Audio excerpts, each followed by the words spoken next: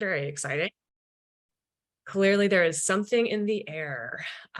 We're feeling that transition. I think we're feeling it temperature-wise, also feeling it spiritually as we seek maybe a little bit of a switch up in our vocation.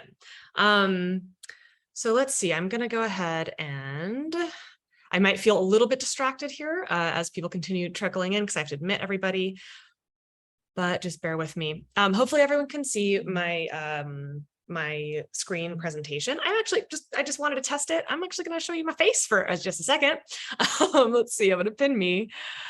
Perfect. Welcome everybody. I am so excited to have everyone here in my latest, greatest public presentation of some content that has been probably it's been called like my $1 billion advice. I only have one thing that's called that, I promise. It's a really special bit of content today that's going to support you in your job search as a experienced femme in product. As I mentioned in the description for the event, this is going to be most helpful for folks who have at least 3 years of experience. Breaking into product as a new product manager is a slightly different endeavor. I think you'll still get a fair bit of value out of this workshop today, so stick around.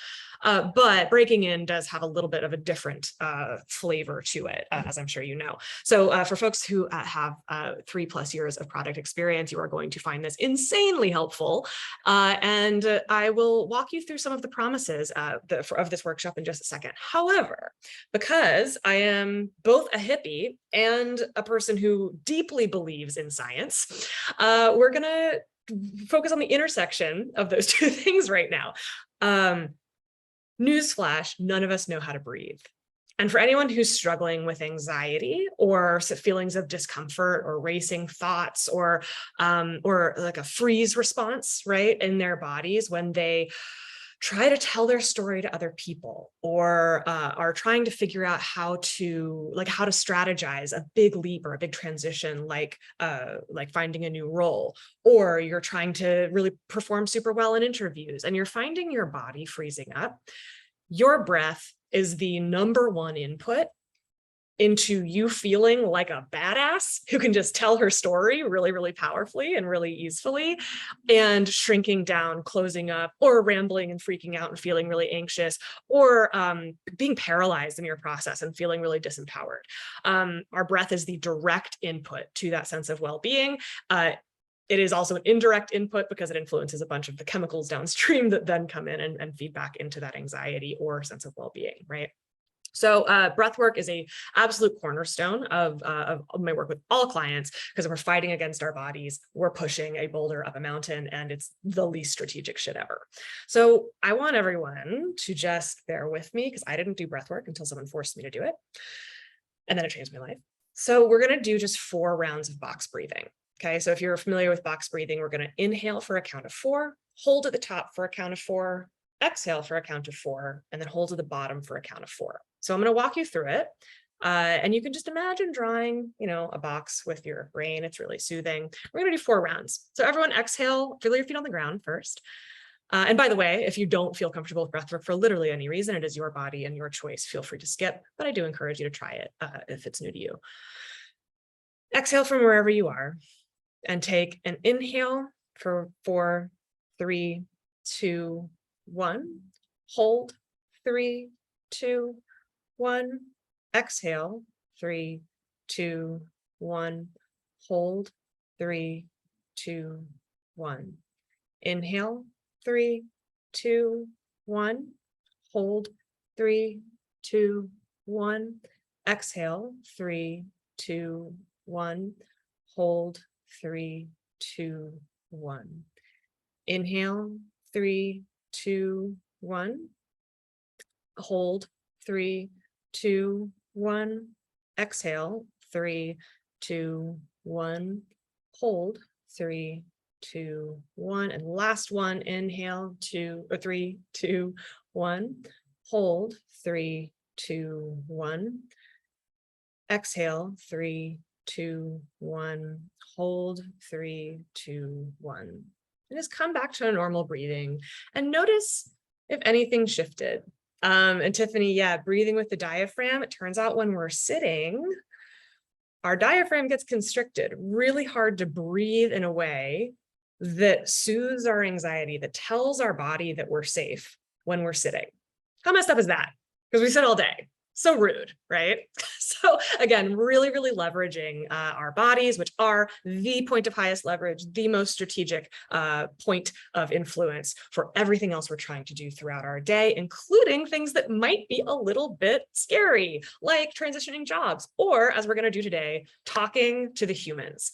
So yes, applying for jobs and landing an amazing role does require you to talk to the humans. It is not something we can do sitting behind a screen, scrolling through job listings and blasting out resumes with our fingers crossed. It is a thing that is deeply connected when we do it right, when we do it strategically. So let me share my screen with you here. And I'm just going to walk you through just a little bit of an agenda today, super quick. And then we'll dive into it. So this workshop is called Transitioning to Your Next Great Product Role in 16 Hours. We're going to talk about the composition of those 16 hours in this workshop today and actually get some practice. If you're new here, my name's Becca. I'm so happy to meet you.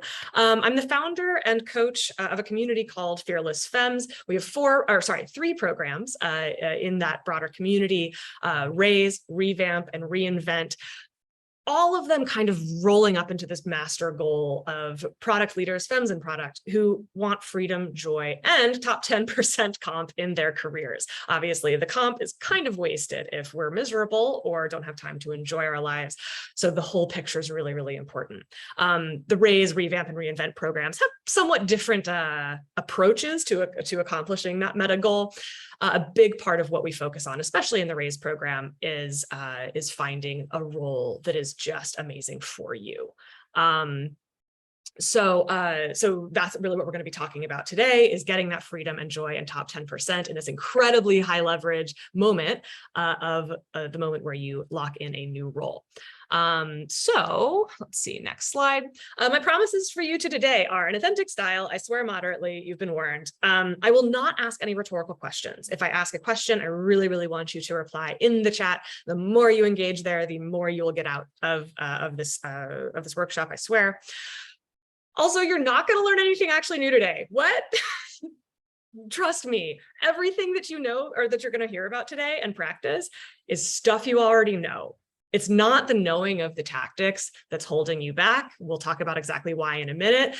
Despite not learning anything new, this will be probably the most valuable investment of your time in the totality of formulating your strategy for finding a new job. You will today leave having started the best job search process of your life.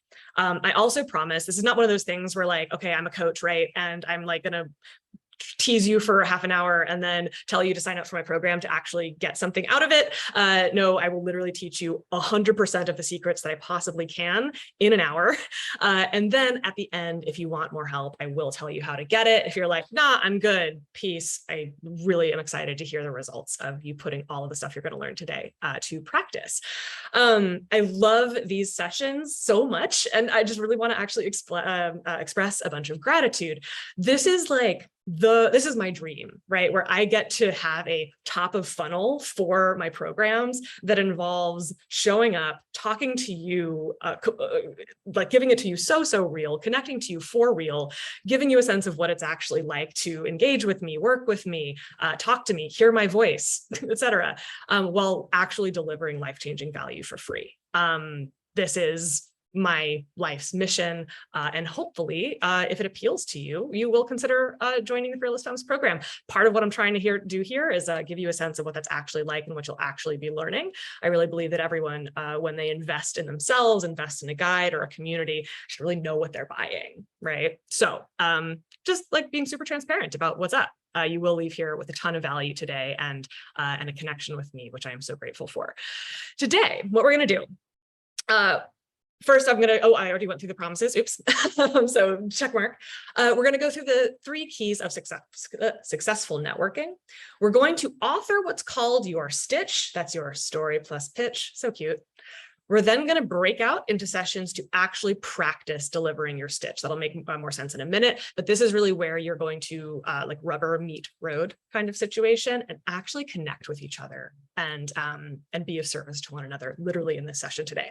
If we have time at the end, we'll do Q&A and live coaching. If for some reason we don't have time for that, always feel free to email me or book some time with me on my calendar. I'll make myself totally available. So, oops, a few more people entering here. Admit all. Perfect. Next, here's one thing that you already know. Just the first of many things that you already know today. 90% of job offers come through referrals or warm intros. Is this a shock to anybody? I had a client actually who, I don't know, sometimes kind of wanted to just spend a little time scrolling through job listings and just kind of gave her anxiety that check mark of like feeling like she was doing that part of the process. I think 90% of her amazing senior level exec, now an incredible GM at an amazing international company as a result of this job search, 90% of her job, of her applications that she kind of spray and prayed, crickets. Right? It doesn't matter how badass you are. It's not a good strategy. It's not a good use of time. Actually, by the math, if 90% of job offers come through referrals and warm intros, you should be spending 90% of your time using the strategy that we're going to be talking about today, right? Ones that leverage referrals or warm intros. That means 10% of your time max should be scrolling through job listings, okay? So again, really fundamental premise here. Networking is the way that you're going to be getting a job. I am, however, going to be rebranding networking, okay? Because what happens when you think of networking? Like a real question. So I'm turning the chat. When I'm like, guys, networking, fun, right? Like, what do you picture in your mind? Anxiety, force, like a room full of people and you have to like make small talk. Oh God, so like fake, you're like trying so bad to be impressive, right? Like, so it's just inauthentic. It's like so surface level, bleh, like fuck, sucks, right? So yeah, of course, when we have that perception of networking, like, of course, we just want to crawl under a rock forever. There is like, it doesn't matter how ineffective the scrolling through job listings things is, even if we know that we're going to be getting all of these false negatives and rejections and then crawl under a rock again. As a result, somehow it feels better than connecting, right? So Joanne, you have a problem going beyond, hi, my name is, amazing. We're going to solve that today, right? So the most challenging thing about networking, oops, have too many windows here. Sorry about that. So the thing that you find most challenging about networking, let's be really specific about it. This is kind of what you think about, but being an introvert sounds like a big problem. What's your single biggest challenge? It's awkward, overcoming some awkwardness, maybe like talking about yourself, right? So it's sort of maybe some of us have some emotional baggage around, oh my God, I'm bragging, right? Maybe some of us are like, I have nothing interesting to say at all. I am a loser, right? All different stripes of the way that this shows up for people, right? As Sarah likes network and has been pleasantly surprised. What's stinging is that even with referrals, you're not getting interviews. We'll also be solving for that today. This is very, very normal. Every referral is not going to result in a job offer. That's again something that I kind of want to demystify here. So those are the big challenges that we're going to address today. Glad I have all of those totally mapped out for us. Nothing surprising, right? So my question for everybody is, why are you designing a process that sucks? Everything that you just outlined to me totally sucks. There's nothing wrong with you. No, it just sucks. Like trying to be impressive sucks. Being inauthentic, it sucks.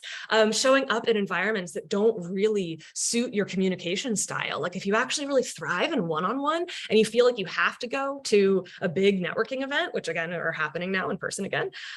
Yeah, that sucks. Not strategic for you actually, right? So we're really going to be rebranding networking, as we have come to think of it with all of the baggage, as community building.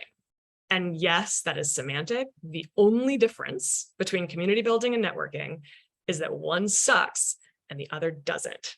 Okay, so yes, we are making a little bit of a semantic reassociation here. That is okay. We're going to hack our brains that way. So I should rebrand it here, call it community building. I'm going to do that right now. See, community building. There we go. Number 1 is empathy. Number 2 is your focus. And number 3 is this stitch, the story plus pitch, that has certain elements that we'll go over in just a little bit. Everyone following so far? We good? 3 components of successful community building that does not suck. Okay. Because I know really, I mean, think about it. I know every single person here actually has a strong suit around and a deep desire to connect with other people, right? Inauthentic connection sucks. Like inauthentic is literally a negative word. Like there's no version of that that doesn't suck, right? Authenticity, on the other hand, if we kind of like strip away a little bit of the buzzwordy stuff behind it, I mean, that's our first language, right? Authentic connection is the most natural thing in the world for us, truly, right? So let's start with empathy, which I know is a strong suit for pretty much everyone here. For some reason, you know, there's a sort of self-selecting phenomenon that happens with people who attend my events. Empathy is a big deal. I'm a very empathetic, highly sensitive person. If you are too, you're in really good company here. The thing that gets in the way of empathy for even the most naturally empathetic, sensitive people who love connecting is this sense of, or is this phenomenon of objectifying the person in front of you. So when you are, one of the most common ways that this happens is seeing this person, suddenly it goes from like being a person that you're having an interesting or could have an interesting conversation with, to them being a thing that is either going to give you what you want or block you from getting what I want. This is where all that crap about I have to be impressive, or I have nothing, I'm going to say something that makes them hate me, and then they're going to like not give me a job, right? Or this person is either going to give me a job or I'm going to fuck it up and they're not going to give me a job and I'm going to fail, right? It's all very objectifying, right? Whereas actually your natural state is to see this human as a person who has problems that you're actually curious about, right? And this is true of every single human being, stranger or not, whether you meet them at a bar or a party or a friend's house for dinner or a networking event or through a referral. They are all humans who have problems you are curious about, right? When you are at your best, when your body is aligned behind your sense of safety, right? You are totally on board with this truth, right? So, imposter syndrome, another big thing that tends to come up when our empathy is impeded, right? Here's something that I really want to demystify about imposter syndrome for those of you who are like, oh man, well, I'm going to go try to talk to these people and oh man, it's so high stakes. Like my friend introduced me to this person who I'm asking for a job. Like I can't mess it up, right? Or else my friend will look bad. I don't have nearly enough to be impressive to this person, right? I want to just imposter syndrome, procrastination, like all of these things that we identify as like problems that we have to solve within ourselves that are defects. I just want you to start understanding them as what it is, which is symptoms of anxiety, right? Imposter syndrome is just your brain coming up with a, I don't know, random sequence of words like you're not good enough as a response to your fight or flight system engaging, right? Because you do not feel safe. You feel like you might be judged, you feel like you might be rejected. That is a literal survival threat for social animals. So our whole body kicks into a high gear to survive. It's actually a really powerful, important adaptation. And then our brain's response is to come up with all these thoughts, right? So a lot of times with imposter syndrome, we kind of focus on the thoughts and convincing ourselves otherwise. The reason why we did the breathwork exercise at the very beginning today is because our body is what keeps the score. If we're fighting against our body, pretty much it doesn't matter what we try to make ourselves think. The imposter syndrome will go away if your body is relaxed. And when your body is relaxed, you're going to be able to connect to the human in front of you. Your fight or flight response will not impede your empathy. Any questions about this? A little sciencey here, but this is kind of giving you a flavor of a big part of what we focus on in the program, right? Cool. Let me know if I'll be checking for questions periodically. So feel free to ask if something comes up. Cool. So we're at this place, right? We now have a path back to the empathy that is our natural superpower, right? Yes, there are a huge number of tools and training and like nervous system, I call it like personal training. Like we have like a lot of weightlifting analogies in Fearless Femmes for our nervous systems to really maintain this calm, even under pressure. It is the bulk of our work that we do in the program that is completely life-changing. So happy to talk about that more another time. Now we're going to look at a little bit more focus on the tactics of the job search, right? My question for you to kind of come back, and real question here, maybe something you can reflect on too after. What belief or frame, right, mindset, makes you feel safe and relaxed when you're talking to a stranger in any context?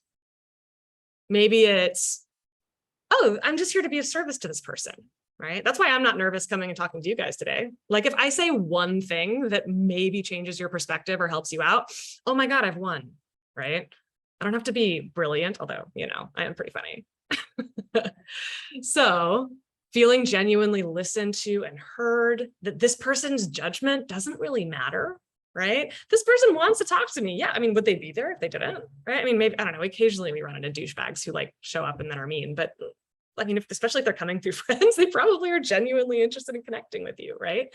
I like the lamppost principle, right? Where if somebody were to share what's going on with them to a lamppost, they would feel better. So all you have to do is be a lamppost or better, right? In these networking conversations.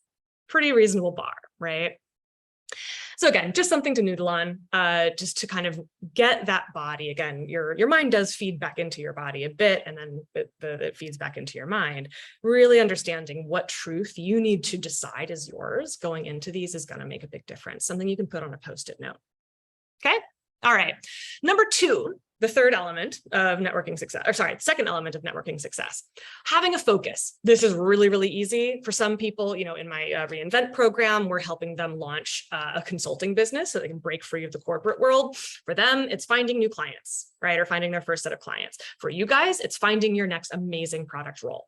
Just focus, right? Kind of the intention for being there, the ultimate goal that you're going to be optimizing for over, you know, the journey of your networking. Any questions about this? Really easy.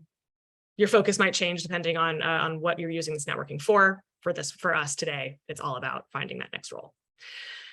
So the third part, and this is really this is where the money's at, guys. This is really the $1 billion part of the $1 billion advice.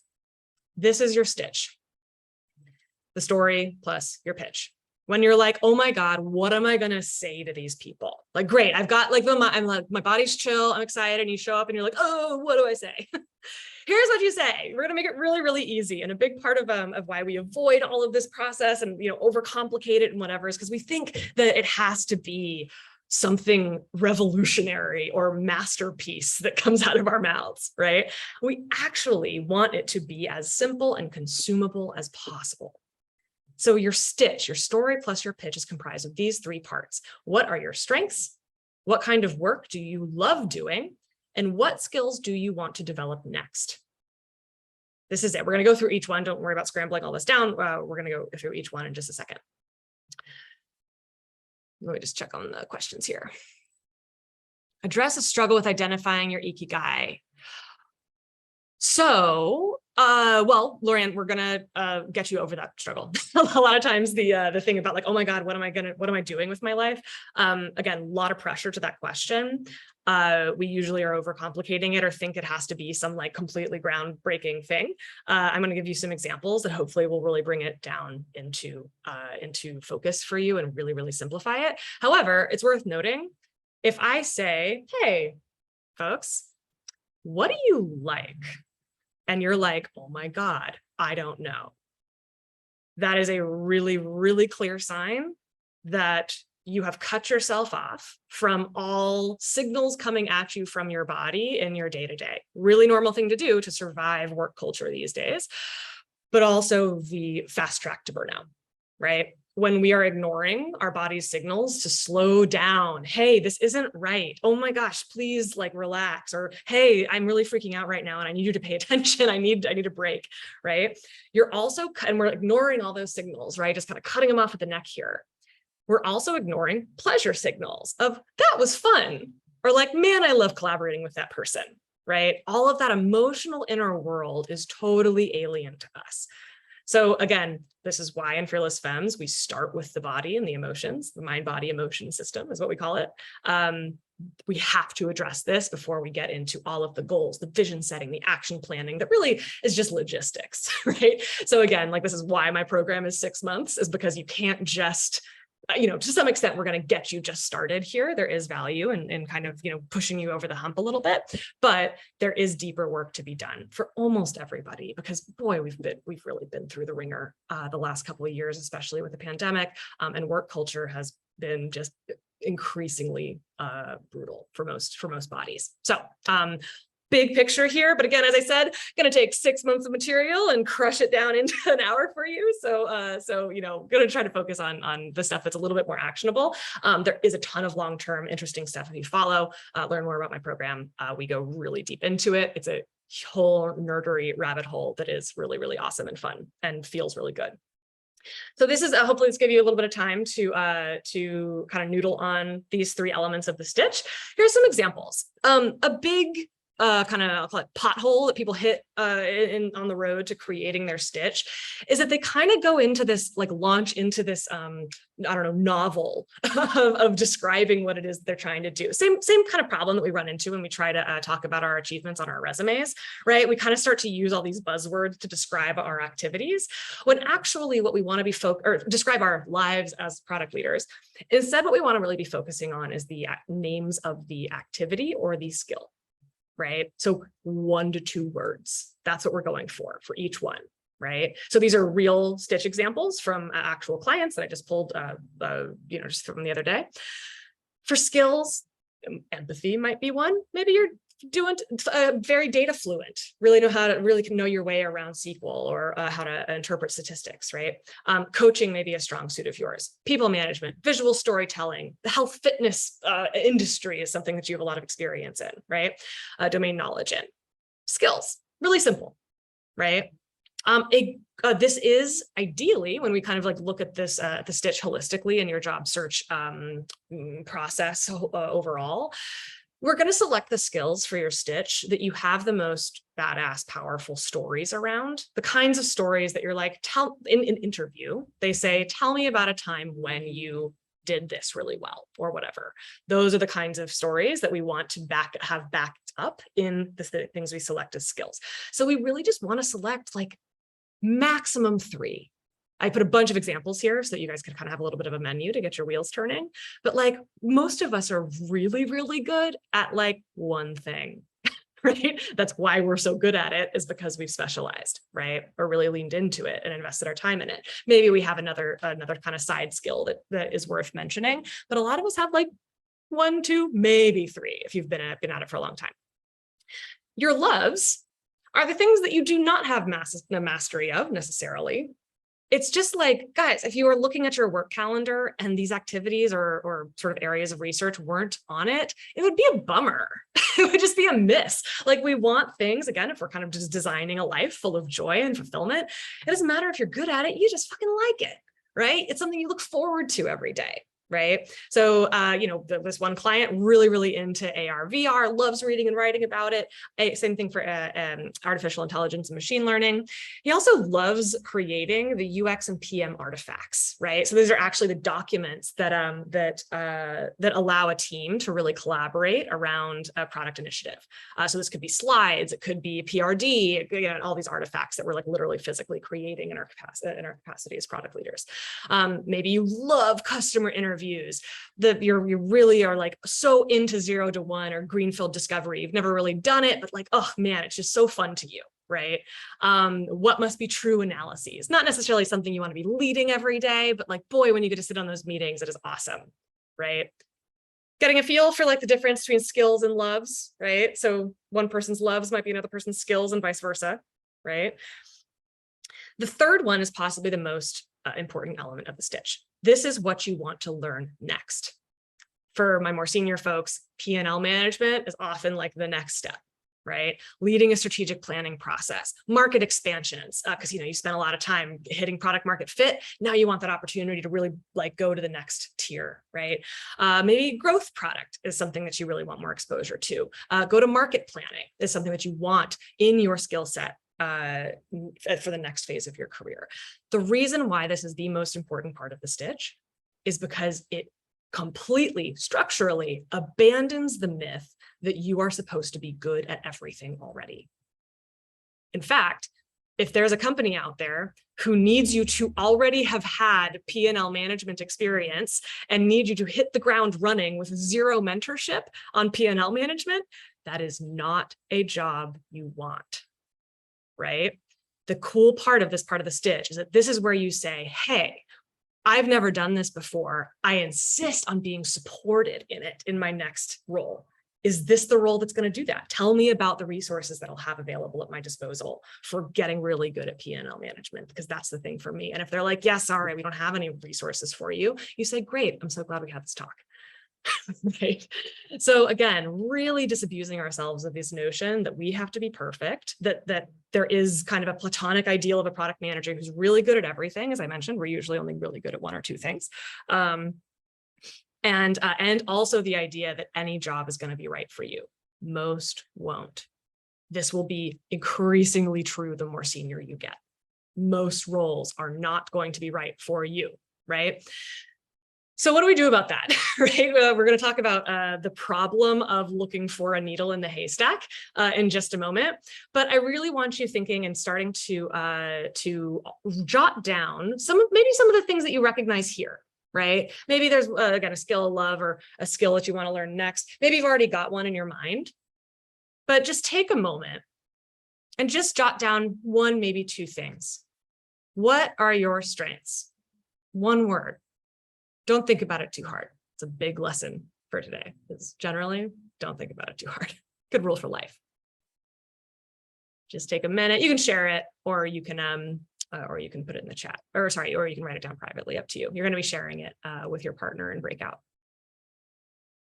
I'm getting some good, process driven, excellent listener. If we get some examples in the chat, then that might seed inspiration for other people. Be like, oh yeah, I'm good at that too, right?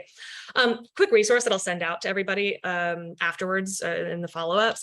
I really love there's an article called what type are you the kind of PM you really want to be? Amazing quiz, an analysis of like how different every product role at every organization can actually look, right? There's sort of a puzzle piece shape that every product role has, and it varies even within an organization, right? Like like one product role from person to person, even at your org, probably varies, right? They probably need to spend their times in different ways.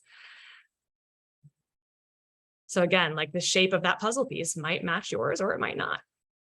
Number two, what kind of work do you love doing? Hopefully, I really want you to like open yourself up to it. Like what on your calendar did you leave the meeting and you were like, hell yeah. Like how fun was that, right? Maybe if you don't have any of that on your job right now, great reason. I'm glad you're here transitioning out of it. But think back to a time when you did love your job, right? Get just one or two words. And lastly, you're all growth mindset, right? Hell yeah, you are. You wouldn't be here if you weren't. What skill do you want to develop next? What are you like? Oh my, it like doesn't even feel like work. For me, that was all about like the anatomy and physiology of emotions and how they act as the underpinnings of our professional success. Oh my God, I read about it for like 2 years straight and didn't even realize that I was working, right? That's how I knew that I was onto something.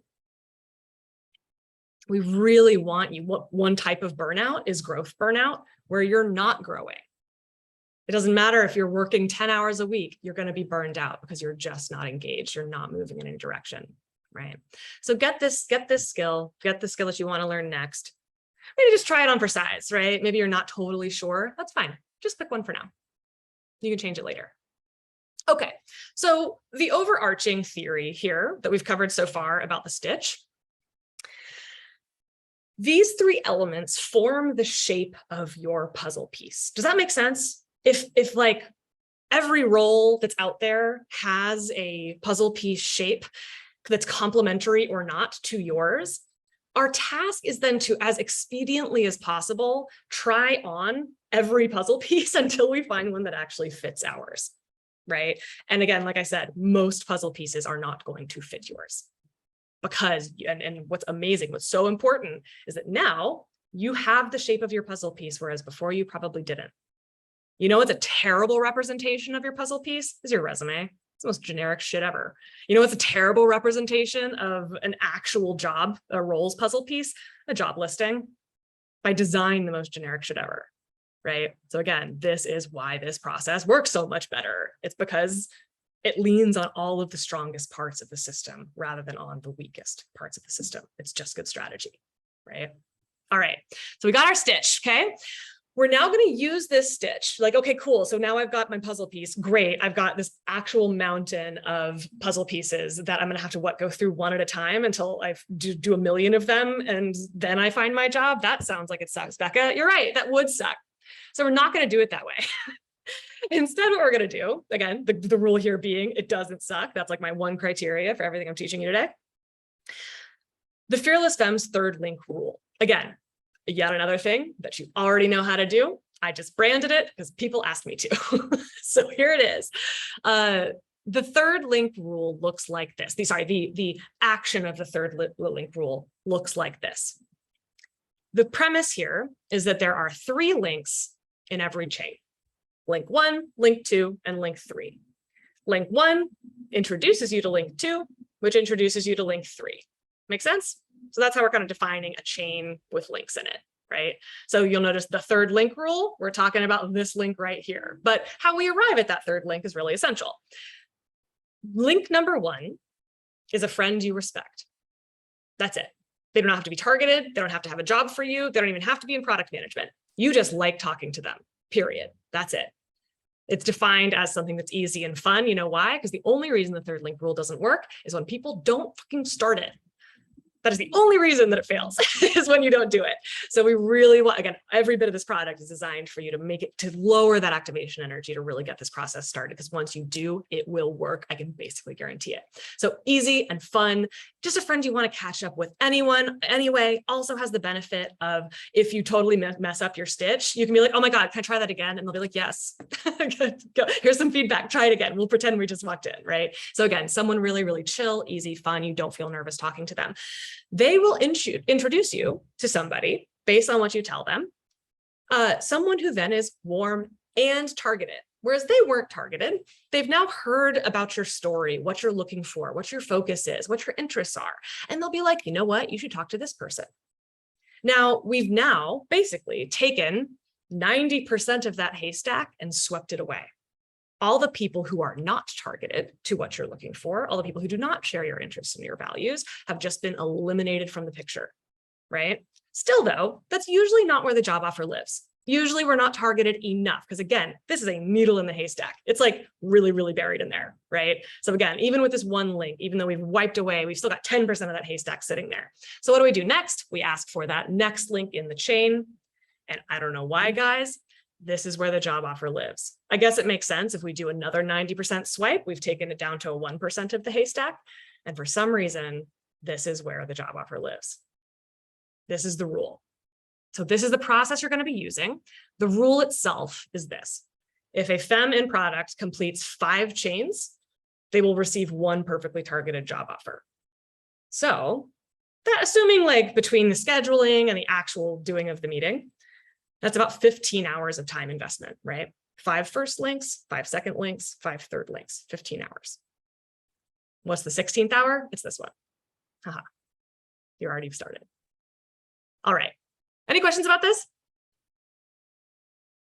So I'll talk about like a little bit more detail about the actual, execution of this process in just a second.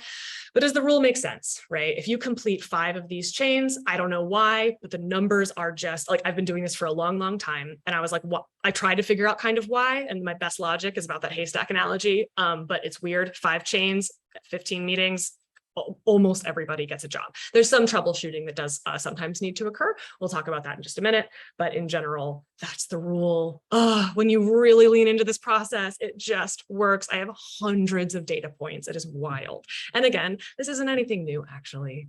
It's just leveraging the things that we know are true about the value of your network, which, by the way, is not people you know, it's the people they know and that they know. Right? So again, I hear a lot of people saying, well, I don't know anybody in product. I'm like, great, that's great news. You don't have to. You're in my network, which is worth $1 billion. So your network is also worth $1 billion, right? All right. Polite way of asking for that connection. Yes, Samira, great question. We're going to talk about that in just 1 minute. Daniela, are you already in the mindset of wanting to link to the third link, or this is more exploratory conversation? So wanting to link to the third link. Yes. So sort of kind of when I was talking about the focus piece of the the second element of networking, we know that we're here to find a role, at least for you guys. That's kind of what I'm focusing on. I do recommend that we keep this process going forever. If you want to never search for a job ever again, do this process like 1 meeting a week for a year, and you'll have a bespoke custom job land in your lap. That's another rule that I am not talking about right now because it's not totally targeted to this group, but it's another rule that that I have my clients who are like ready to never search for a job again. And there's also no urgency for them to find a new role. That's what they're doing. So, all right. So yes, you are in the mindset of I would like to find that third link. And so because you are in that mindset, here's the process. You are going to meet with 5 people per week. So again, this is really like a 3-week process to really kick off the finding that role and getting those interviews going. Schedule them, right? All people that you're super stoked to meet, right? So just friends, right? Again, this is community building, not networking. It doesn't suck. They're your friends. It's going to be fun, right? You're going to share your stitch with them. Get a little bit of practice in, right? But maybe practice a little bit on your own too. And then ask who you should meet next. And the polite way to do that is just, again, guys, assume that, like, what if the world were chill and they were chill and you were also chill? What would you do, right? Based on everything we've talked about, who should I meet with next? That's the ask. And then you fucking sit there and wait until they come up with a name. You do not bail out. You do not get nervous and say, oh, but you don't have to come up with a name now. I'll talk to you later. You wait for them to come up with a name. This is where people have to really sit in the fire, right? So, and just I'll come up with a little bit more tips on that in just a second. But here's the essential thing to remember. If you are going into every one of these meetings saying, oh, I didn't get a job offer, what a failure, what a waste of time, you are not doing the third link rule, right? The third link rule appreciates that there's a third link in the chain, and that's where that's going to be. The success does not look like a job offer. Success looks like getting the next meeting. If you do not get the next meeting, it was not a success. So everything has to be tailored to getting the next meeting. Everything, not about being the most impressive, not about finding someone who has an open ref or open rec to hire for, nothing like that. It is all about making it easy for the person to come up with somebody to introduce you to next who's relevant. Let's look at questions here. Are people more willing to have these meetings outside work hours? I'm sure it varies. Ask, right? If you want a GET, you got an ASK. What if a link says, let me think about it and get back to you, and then doesn't follow up? This is why we have 5 going at the same time. If you start with really warm people, they're going to follow through because they're not dicks, right? Like they care about you. They're really invested in your success. That's why we pick them. Second links sometimes can be a little bit more, just again, think about it as humans, right? They're a little bit less invested in you, but they are more targeted, and most people are really motivated to be helpful. Think about what you would do in their situation, right? This is not to say it never happens. Of course it does, but we've got some insurance just by the law of the numbers that we're working with, right? So, and then there's some ways to troubleshoot this as well. I'll talk about that in just a minute. There are ways to make it more likely that someone can come up with a name.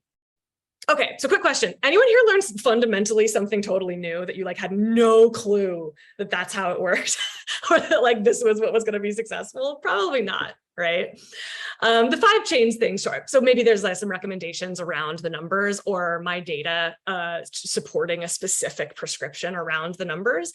The reason why I share that is because I think a lot of us kind of get into this mindset of it being this gaping chasm of a process, right? That has no end, when actually it's very contained. Cool. All right, great. Well, you guys did learn something fundamentally new, and that's even better. Either way, it's a good use of time, right? Really, really good to revisit this, confirm your suspicions, right? A job offer. Yes, I'm so sorry, Renee. That's a really important distinction. It is a job lead that is very, very likely to turn into a job offer, right? So the reason that the cool thing about being so targeted, right? What you've done is you've created a job lead that is a shape to your puzzle piece, the chances of you getting an offer are incredibly high, right? As opposed to a job that doesn't fit your puzzle piece, the job offer likelihood is probably very low. A lot of people get into this pattern of like, why am I getting all these rejections? And the answer is because it's not a fit, not in that kind of like, the way that like white guys say, oh, she's not a fit. And that really means that you don't look like them. It literally means for your skill set and for how you want to grow and learn, they cannot meet your needs, right? So like that is usually what happens. We make it all about how we're a failure and not good enough and whatever. Usually Occam's razor is that actually it's just a poor puzzle piece fit, except the bummer is that you just invested all this time interviewing to find that out rather than finding out at the very, very beginning of the process, right? We don't want to waste time interviewing for jobs that are not a virtually perfect fit for us. Make sense? So yeah, so I do mean job offer, but like, I do mean job lead, but it is a very, very high resolution, high quality lead. Cool. Okay. So yeah, DB huge. I mean, that's literally the entire game. However, as I mentioned,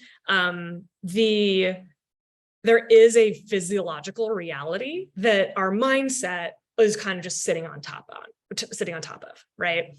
If your mind is like kind of latching onto this and it's like, yeah, cool. But then you actually sit down to start this process and you're having like this internal meltdown because there's really deep emotional stuff going on for you about being accepted and worthy and sensitive to rejection and what this process means about who you are as a person. The mindset's going to be hard to hang on to, right? Again, the body knows. The body is the real scorecard here, right? So as I mentioned, before we dive into a real, just like a rapid lightning round of actually getting over this hump and giving it a shot, right? I promised that I would tell people who were interested in learning how to get more help, how to do it. If you want more support in this process, just say me in the chat right now. Just say me and I'll, I've got a little recording in the chat and I will follow up with you and sort of send you information. If the tactics, if you're like, oh, right, the tactics here are kind of things I basically kind of knew.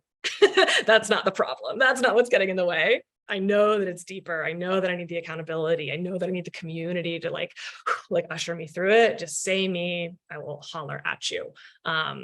And also, hopefully this was a nice experience for you to kind of get a feel for who I am and what the community's like. Like again, self-selecting population, everyone in the program is completely dope and super warm, really, really wonderful, supportive community.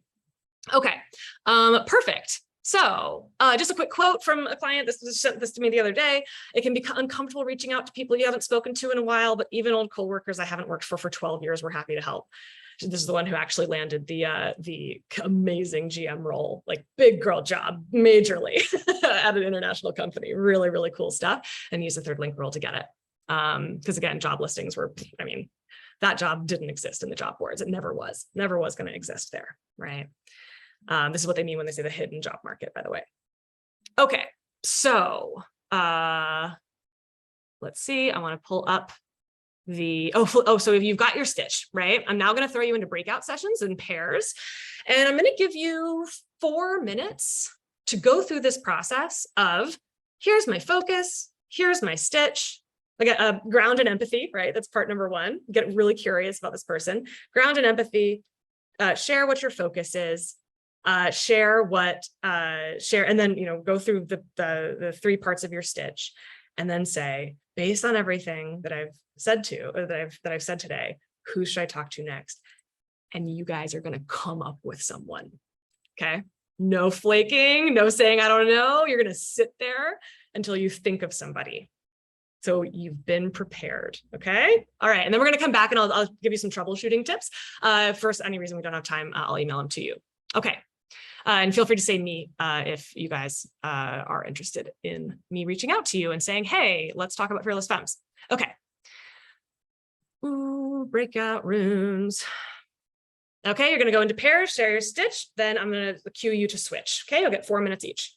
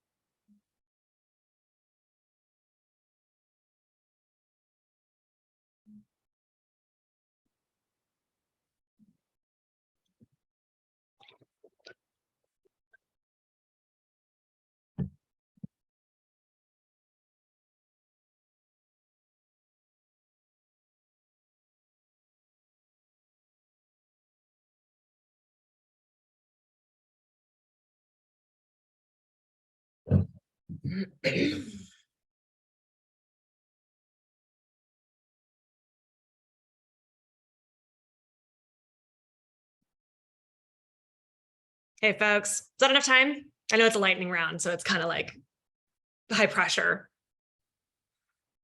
but it can be nice to actually kind of like make it quick and dirty. That's what getting started usually looks like. Raise your hand if you got a, here, I'm gonna turn on my grid. Raise your hand if you got a recommendation. Like, you got a name? Hell yeah, hell yeah. Love that. Powerful stuff, man. We'll just wait for everyone else to come get dumped back in here.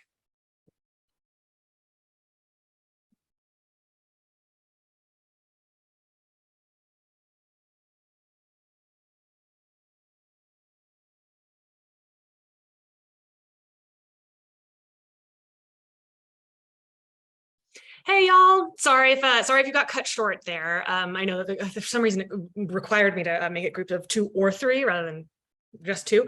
So sorry if that was a little bit crunched for folks. Really recommend that you stay in touch with the person that you got to meet today. If there's something to catch up on or pick up where you left off, like reach out, say hi. You're already halfway through the process. Might as well, right? And hopefully everybody got a chance to get a name that they're going to reach out to and get these processes started over your first chain. Congrats, everyone. So just a couple of things to as common troubleshooting that I find can really benefit people who are looking to really gear up this process in a serious way. And then I know we're at time, so I'll be quick about this. Couple things. If your stitch is too vague or buzzwordy or kind of a word salad, right? The person won't be able to think of a name. Most common reason why people are like, oh, I can't think of anyone, I'll tell you later, right? And then they kind of like disappear. So this is really where your practice can make perfect here. This is really where the community aspect of Fearless Femmes can make a big difference. People are constantly, a couple of femmes are in here, you know this, you've already gotten your stitch kind of troubleshooted and gotten feedback in the WhatsApp thread and the Facebook group and in our group calls. Really dialing in the stitch is one of the hardest parts, but again, it's kind of like writing a resume. Like you can do it for someone else, it's just doing for yourself that's the hard part. So having really reinforcing yourself with that community and that accountability and that other pairs of eyes is going to make a big difference. If you don't get over the discomfort of waiting for them to come up with a name, you won't be successful. Same goes for if you won't get over the discomfort of reaching out and asking for help, sending that first email. I've given people just templates to just hit send to make it easy for them if they're my clients, right? We've got a little library of emails to make it extremely easy for you. Don't let the emotional baggage thing be the thing that gets in your way. And nice trick, tell them at the beginning that you're going to ask for a name. That's one that I've kind of come up with a little bit more recently. No need to put them on the spot. It does kind of put them on the spot to be like, by the way, come up with a name. Why not just start at the beginning? Be like, I'm going to ask you for a name. That's what success for this meeting looks like for me. I would love to hear who you think I should meet with based on what I'm about to tell you, right? And then launch into your stitch. So just a couple quick, really common troubleshooting techniques for success, little tweaks here that will make a big difference. And the cool part about this process, right, is that sometimes, you do get a chain going and I don't know, something's not feeling right. That's where my support, the support of Fearless Femmes community makes all the difference. There has never been a case where people are feeling like meh about this process, that a quick session and a couple little tweaks here and there didn't totally break through, right? So again, sometimes we do just need to iterate just a little bit, but in general, this is the most effective, efficient process for finding a job that is actually right for you, not a compromise, not something you're rushing into because you've been wasting your time on interviews and now you're desperate to get out of your toxic situation. Like this is what's possible. I really want to imbue that sense of possibility to everybody. And if you said me in the chat, I will be reaching out to you personally. I would love to talk to you and hear about what your needs are. Again, I don't pressure anyone to join my programs. Obviously, that would be super gross and weird. Not good for anyone. So if it does feel like a fit, if you enjoyed this today, this is like one tiny slice of what we talk about. We go real deep in these calls and in the course content while accomplishing these very concrete dreams. This part, there's no mystery too. It's all logistics. It's just really getting that kind of deeper support that most people need. So if that's you, reach out. And if it's not, stay on my newsletter and get other awesome advice and high comedy coming at you. I'm so happy to have everyone in my extended community.